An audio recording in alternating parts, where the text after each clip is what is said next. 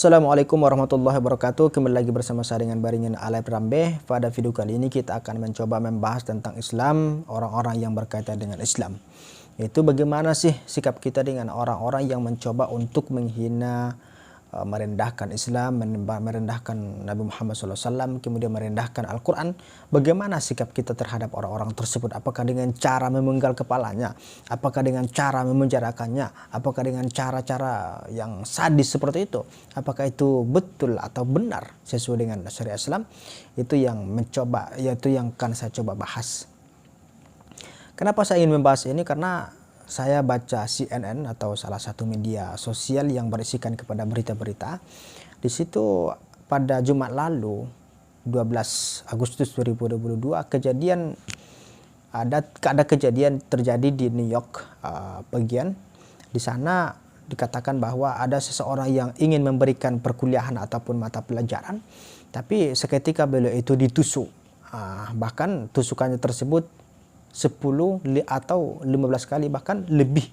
Jadi mengakibatkan luka-luka yang sangat parah sekali. Siapakah beliau? Beliau itu adalah Salman Rushdie. Salman Rushdie, kalau saya katakan Salman Rushdie, bagi yang tahu pasti akan terbesit dalam benaknya, oh ini penulis buku yang berjudul The Satanic Verses. Betul sekali. Beliaulah yang menulis The Satanic Verses. Apa artinya tersebut? Apa artinya The Satanic Verses? Arti daripada The Satanic Verses itu adalah ayat-ayat setan yang berisikan kepada penghinaan kepada Muhammad, penghinaan kepada Islam secara umum. Jadi beliau menulis buku tersebut tahun 1988. Setelah dipublikasikan ke dunia, buku tersebut mendapat ancaman yang sangat luar biasa dari umat Islam khususnya, karena berisikan kepada penghinaan terhadap umat kita, penghinaan terhadap agama kita, agama Islam. Sehingga pada waktu itu tahun 1989, setahun setelah diterbitkan buku tersebut, Ayatullah Khomeini yang ada di Iran itu memfatwakan bahwa Salman Rushdie itu harus dibunuh. Salman Rushdie ini sendiri lahir di Mumbai, India. Beliau ini darahnya sebenarnya adalah Inggris, tapi beliau itu lahir di India. Agama sebenarnya agama Islam. Tapi kenapa beliau menghina Islam? Wallahu a'lam bishawab. Mungkin ada kekeliruan, ada kesalahan. Sebelumnya kita juga melihat ada beberapa orang yang ingin menghina Islam. Contohnya seperti Presiden Prancis Emmanuel Macron. Beliau mencoba untuk menghina ataupun mensudutkan Islam. Tapi apakah betul beliau mensudutkan Islam? Di satu sisi memang iya, tapi di satu sisi memang iya, Islam itu sekarang berada dalam kondisi keterbelakangan, berada dalam kondisi yang lemah. Betul apa yang beliau katakan tersebut, bahwa Islam itu sekarang berada dalam krisis. Kita harus sadar diri juga, kita sebagai umat Islam yang sekarang itu, yang dulunya itu kuat, yang sekarang itu sudah melemah.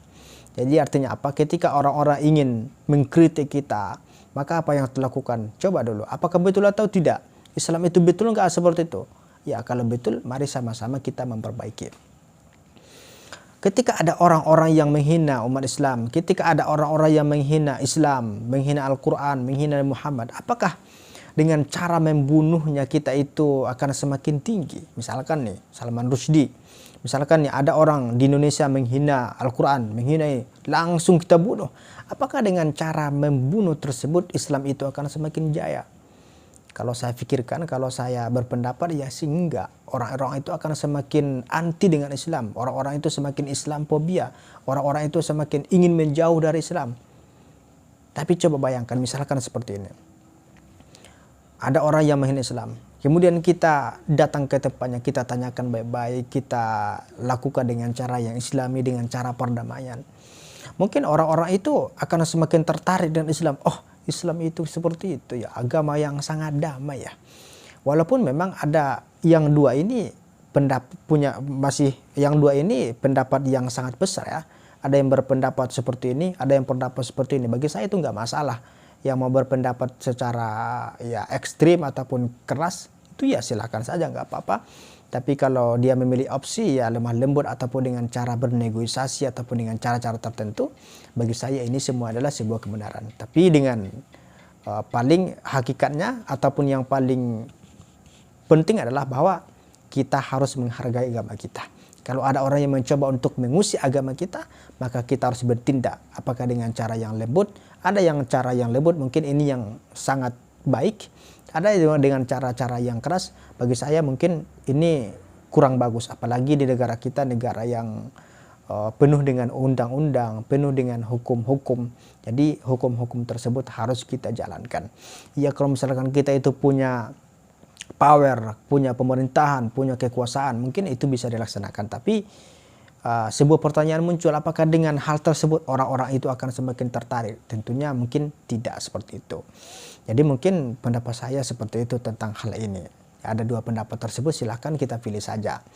Mudah-mudahan bermanfaat. Akhirul kalam, assalamualaikum warahmatullahi wabarakatuh.